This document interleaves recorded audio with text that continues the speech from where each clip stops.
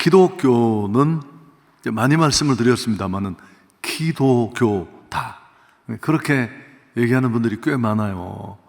얼마나 기도가 생명처럼 호흡처럼 중요했으면 기독교 니코르 곧 기도교다, 그렇게 표현을 할까요? 그래서 기도를 찾았으면, 내 삶에 기도가 있다면 사실 그건 모든 것을 얻은 것입니다. 그러나 지금 어떤 자리에 어떤 상황에 있든지 기도의 호흡이 멈추어졌다면 나는 모든 것을 잃은 것과 같습니다. 공급로가 끊겼으니까요. 여러분, 기도하지만 또 수없이 기도 얘기를 말하지만 기도를 배우는 일은 쉽지 않습니다. 기도를 말하고 기도를 가르치고 기도에 관해 설교하고 책은 집필하지만 실제로 무릎 위에 날마다 기도의 삶을 사는 일은 그렇게 간단하지 않습니다. 기도는 좀 배울 필요가 있습니다. 우리 예수님은 구원받은 백성에게 특별히 기도를 가르쳤습니다. 너희는 이렇게 기도하라. 얼마나 기도가 중요하고 또 반복될 필요가 있으면 그렇게 하셨을까요? 그래서 오늘 이 시간에는 그동안 해왔던 이 기도의 기술을 좀 정리를 하려고 합니다. 아주 노골적으로. 그리고 마지막 실행편의 예시를 제시하면서 제가 이 기도의 기술 주제 시리즈 설교를 마치려고 하는데, 첫 번째, 누가 기도할 수 있는가? 누가 기도할 수 있죠? 그렇습니다.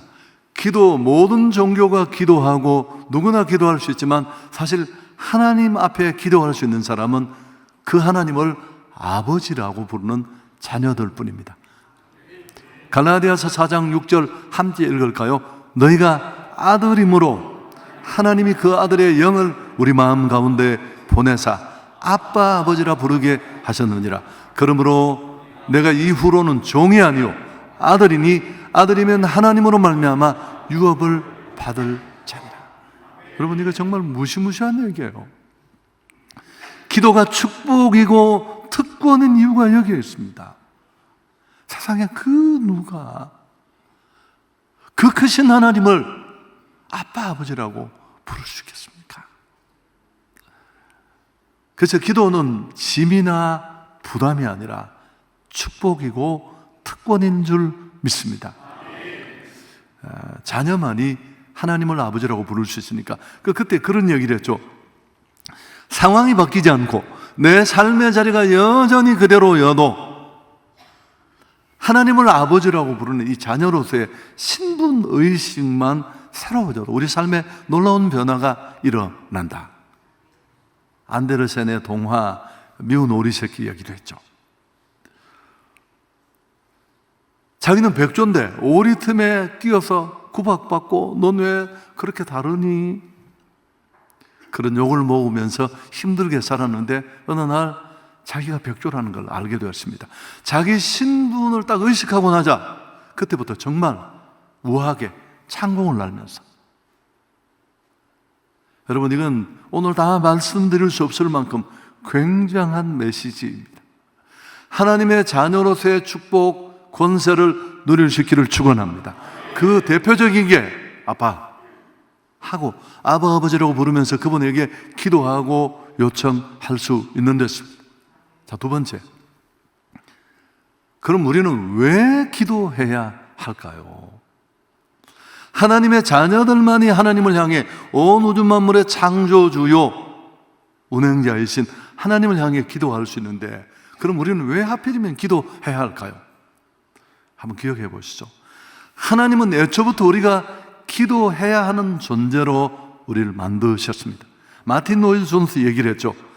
사람들이 왜 기도합니까? 목사님, 그렇게 물었을 때 그는 그 질문을 받고 이렇게 답했습니다. 뻐꾸기는 왜 밤에 울고 독수리는 왜 창공을 솟아오르는가?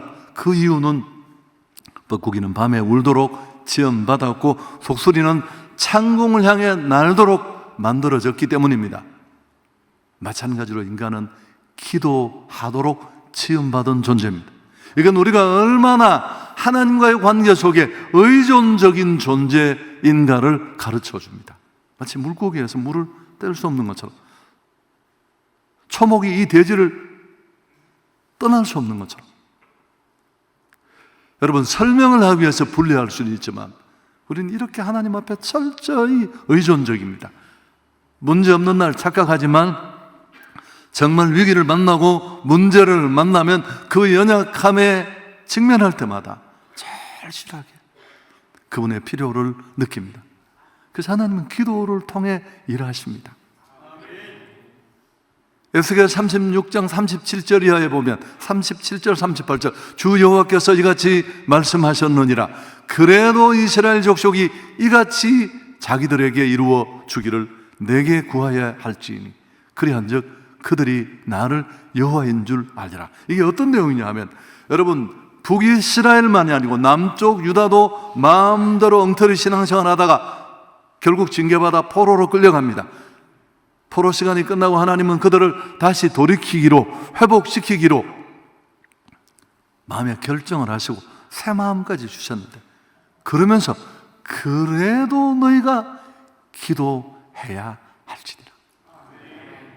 하나님은 이미 모든 회복과 변화를 결심을 다 하셨는데 그래도 네가 기도해야 한다. 그리고 그 뒤에 나오는 말이 그리한즉 그들이 나를 여호와인 줄 알리라. 여러분, 기도하고 받아야 진짜 내 것이에요. 기도 없이 받으면 재앙이 될 수 있습니다. 왜? 우린 착각하거든요. 누가복음의 그 부자처럼 하나님이 그의 농산물에 축복하셔서 더 많은 것들을 얻었지만 그 구절 속에 내가가 6번, 7번 나옵니다. 내 곡식 다. 하나님 뭐라고 하십니까? 어리석은 자여, 오늘 밤에 내가 네 예배한 것을 가져가면 네가 무엇이 되겠느냐? 여러분, 결국 우리가 기도하면서 누려야 마침내 그게 진짜 나의 것이 되고 믿음의 사람으로 만들어질 줄 믿습니다. 여호와가 하나님인 줄 알게 되는 것. 하나님은 우리에게 한두 번의 기도 응답이 중요한 게 아니라 부모의 마음도 그렇듯이 고난과 역경, 또 더디 응답되는 좌절의 시간, 시험의 시간을 통과하더라도 우리가 정말 하나님을 하나님으로 아는 진정한 믿음의 사람 되기를 원하십니다. 기도를 통해 이런 일들이 이루어지는 거죠. 자, 세 번째, 그럼 언제 기도해야 될까에 대한 말씀도 드렸습니다. 이건 꼭 그 시간적 개념보다는 상황적 개념으로 설명을 드렸는데요. 자, 데살로니가전서 5장 16절이야. 너무 잘 알려져 있는 구절 함께 읽습니다. 항상 기뻐하라, 쉬지 말고 기도하라, 범사에 감사하라.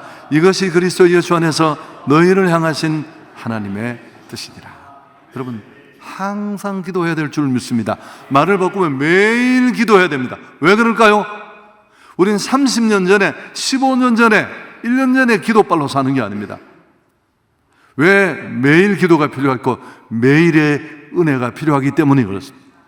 지금 오늘 현재 직면해 있는 문제 너무 많잖아요. 이 말을 조금 더 전진시키면 기도가 습관이 되어야 합니다. 호흡이라고 말한다면 호흡은 규칙성을 갖는 게 건강의 지표입니다. 그래서 삶의 일부분으로 기도가 녹아져야 합니다. 매일 기도할 수 있기를 축복합니다. 특별히 이 항상성의 습관적 기도를 만드는 시간, 어느 때나 가능합니다. 그러나 새벽 시간이 참 좋은 것 같습니다. 아침 기도. 카페가 또 문을 닫으니까 카페를 못하겠네. 전혀 걱정하지 마십시오. 우리에게는 또 로라장이 있습니다. 그 1층, 지금 공간 이름을 짓고 있는데 그 1층 차세대가 모이는 그 공간에 충분히 오히려 새벽 기도하기에는 훨씬 좋습니다. 여러분, 2부 새벽 기도가 한 성교에 있다는 사실을 알고 계십니까? 6시쯤 주무시고 바로 출근하셔도 좋고요. 그래서 그때 예로 제시했던 게 아침에 1시간, 저녁에 30분.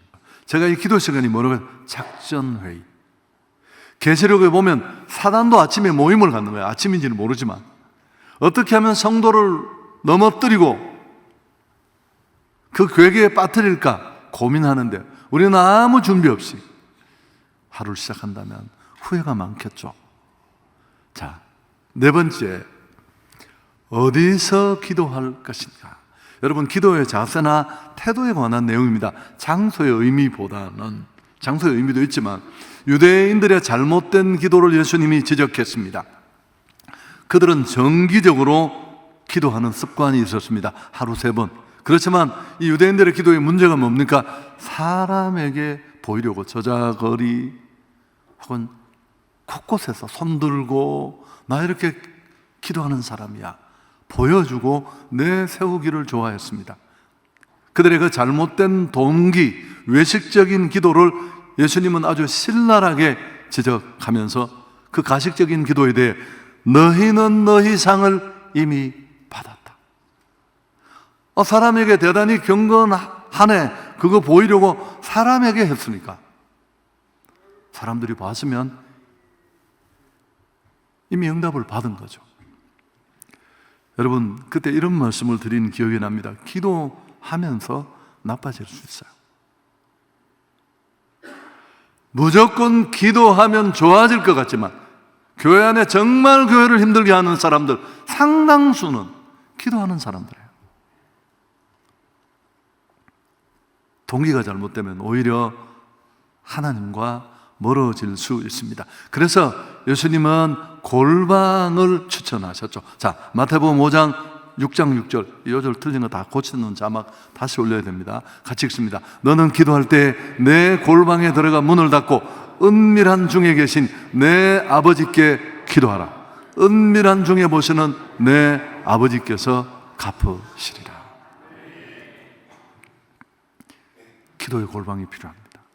장소가 필요 없다고 말하고 또 장소 얘기를 하는 것 같지만 여러분, 여기 말한 이 골방은 영적 아지트입니다. 세상과는 닫고 하나님과 열리는 그 하나님 한 분, 그분에게만 집중할 수 있는 곳. 그런 면에서 보면 절대적이진 않지만 장소도 사뭇 영향을 미칩니다. 운동은 체육관에 가서, 공부는 도서관이 나고, 기도원도 기도하는 곳이지만 일상이 아니잖아요. 내 집은 만민이 기도하는 집이다. 특히 함성교회, 죄송합니다, 제가 다른 교회는 다 모르지만 참 뜨겁게 기도하는 사람들 많이 있잖아요. 여러분, 새로운 도전과 결단이 있다면 꼭 교회에서 기도하는 그런 일을 시작하셨으면 좋겠습니다. 자, 5번째, 무엇을 구해야 할 것인가? 이건 너무너무 중요합니다. 얼마나 오래 기도하느냐, 얼마나 많이 기도했느냐 더 중요하지만 기도의 내용이 정말 중요합니다. 왜 그렇죠? 동기만큼이나 이 기도의 내용, 뭘 구하고 뭘 부르짖고 뭘 요청하느냐 하는 것은 내 인생을 다르게 할 수 있습니다. 여러분, 기도 내용이 잘못되면 괴물이 될 수 있어요. 제가 만났던 그분 얘기 또 해야 되겠죠. 새벽마다 1000번씩 주시옵소서, 주시옵소서. 그게 기도입니까? 주문이지. 그건 기도가 아니에요. 그래서 기도의 내용이 잘못되고 동기가 잘못되면 정말 아무도 고칠 수 없는, 하나님조차도 바꿀 수 없는 괴물이 교회 안에 만들어질 수 있습니다. 정말 삐뚤어진. 그래서 어떤 기도를 해야 할까요? 기도의 가장 정석을 보여주는 게 예수님의 기도, 겟세마네 기도입니다. 누가복음 22장 42절 함께 읽을까요? 이르시되 아버지여, 만일 아버지의 뜻이거든 이 잔을 내게서 옮기시옵소서. 그러나 내 원대로 마시옵고 아버지의 원대로 되기를 원하나이다. 여러분, 내 뜻이 아니라 하나님의 뜻, 내 원이 아니라, 우리는 기도할 때 기도는 요청하고 구한다는 내 필요와 요구에만 발빠를 수 있는데 아닙니다. 사실 기도의 가장 중요한 목적은 하나님의 뜻을 찾는 것입니다. 하나님의 뜻대로 되는 것이 제일 잘 되는 것입니다. 이건 기도의 본질이고 핵심이에요. 기도는 내 뜻을 가지고 기도실로 나아가지만 그러나 그 깊은 기도 속에 성령의 인도 아래 그분의 뜻을 찾고 나를 거기 온전히 맡기는 것까지입니다. 하나님의 뜻을 아는 게 왜 중요할까요? 그래야 올바른 선택을 할 수 있습니다. 결혼, 직장, 인생의 진로. 여러분, 과연 우리가 길을 알까요? 몰라요. 하나님, 나는 이 길이 길처럼 보이는데 진짜 나의 길을 아시는 하나님, 나는 어디로 가야 합니까? 어떻게 살아야 합니까? 이게 진짜 겸손이거든요. 그분은 우리의 목자가 되셔서 이끌어 주실 줄 믿습니다. 그래서 그때 우리는 정말 나의 삶을, 우리의 삶을 하나님의 계획에 맞게 살 수 있습니다.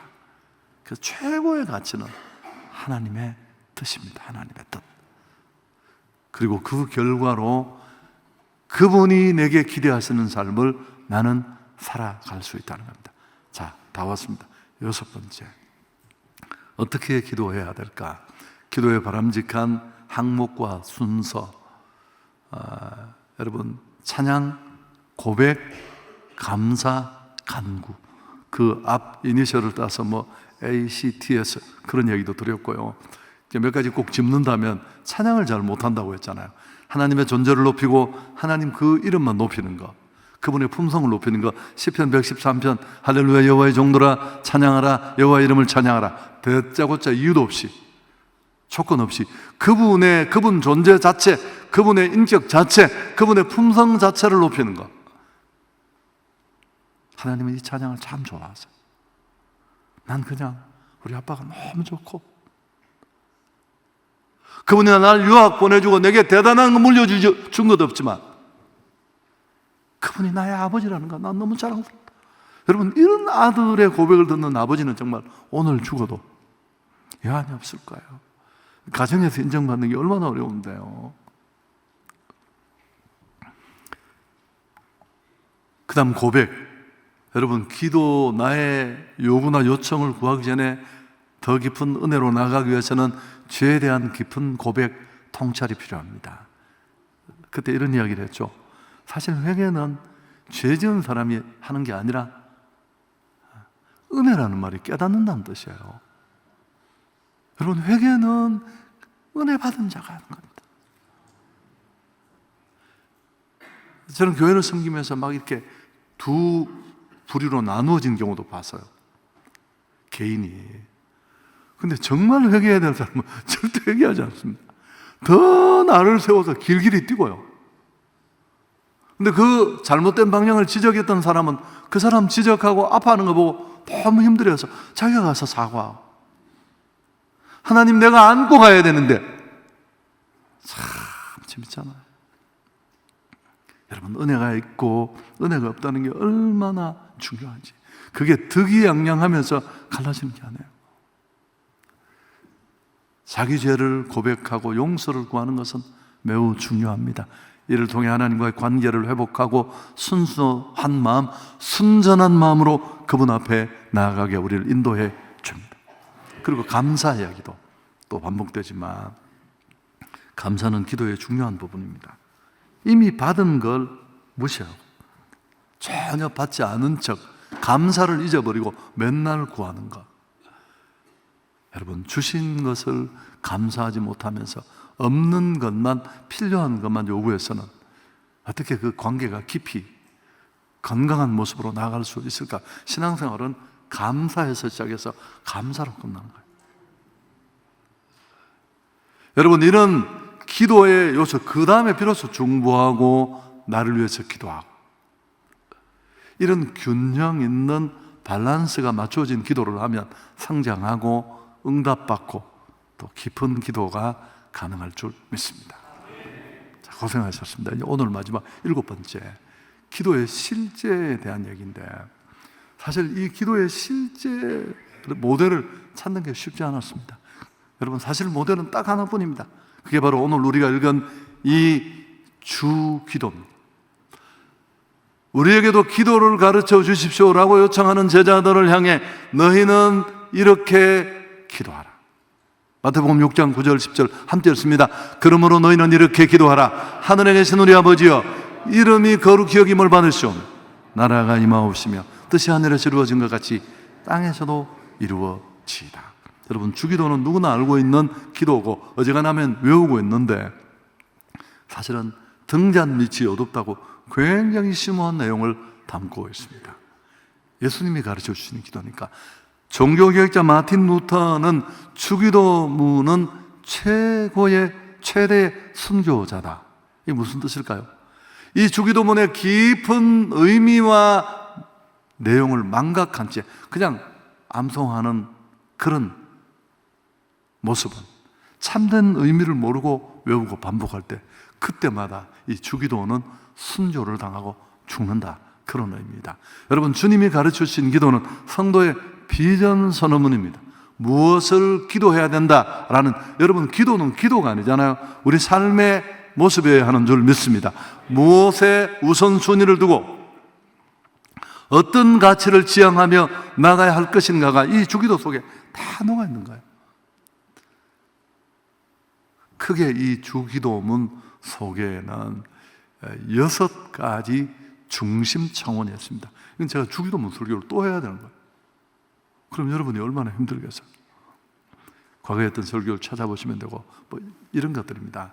하나님의 나라, 일용할 양식, 죄사함, 사단의 시험으로부터의 보호, 악에서 구원, 이런 내용들을 담고 있습니다. 제가 이야기하면서 설교 정리하려고 하는데, 주님이 가르쳐 주신 이 주기도문의 구조가 우리에게 주는 교훈입니다.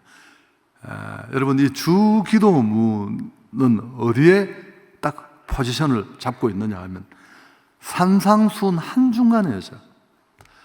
예수께서 산 위에 오르사라고 직접 말씀하신 기독인의 실행 지침을 담은, 어떤 사람은 이 산상수훈만 성경이라고 말하는 분도 있어요. 물론 잘못된 거죠. 그만큼 예수님의 직접적인 말씀이고 실생활에 꼭 필요한 그런 내용들을 함축적으로 담고 있는데, 이 산상수훈 한중간에 있습니다. 팔복, 또 반어적인 가르침이 그 다음에 나옵니다.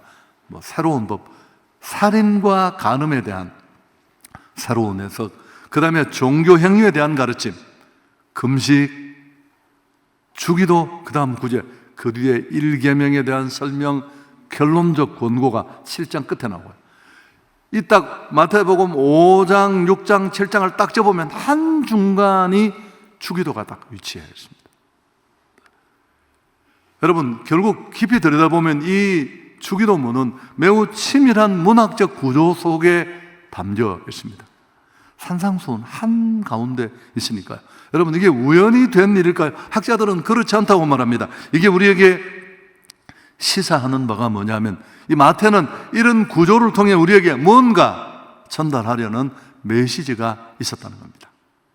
이런 내용입니다. 모세율법을 능가하는 완벽한 법을 우리에게 주신 예수님, 그의 가르침을 실천하는 것이 하나님 나라의 백성이요 예수님의 제자의 도리인데, 그 분명한 하나님의 뜻을 실천하고 예수님의 가르침을 가능토록 하는 순종의 동력이 기도에서 비롯된다 라는 것을 보여주기 위함이다.